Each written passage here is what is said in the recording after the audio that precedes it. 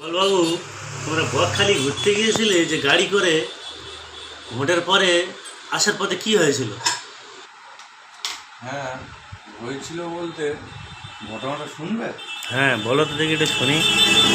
আমরা ঈদের পরে বকখালি বেড়াতে যাই, তখন ভোট টোট হয়েছে। যে গাড়িটা নিয়ে গেছে এই গাড়ির সামনে পুলিশ লেখা ছিল। লেখা থাকলে এখন ড্রাইভারটা স্টিকারটা তোলেনি। আমরা বেরোতে গাড়িতে দেখলাম একটা 407 বড় পিক আপ, যে গাড়িগুলো হ্যাঁ মানে উঁচু করে বক্স বাঁধা আছে, হ্যাঁ। এক খানকি ছিল, ওর ওপরে তো নাচতে নাচতে পড়ে গেছে। আচ্ছা।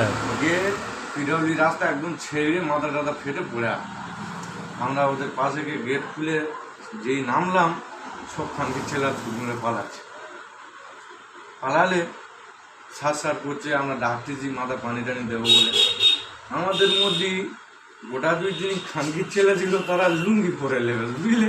আচ্ছা লেবে তখন যারা ছুটে পেলেছে বলছে এরা পুলিশ না সব এগে না। আচ্ছা এসে আর যে মদকে শুয়েছিল সে উঠে বলছে মার খানকির ছেলে আচ্ছা বলে গাড়ি গায়ে চড় মেরে। আচ্ছা।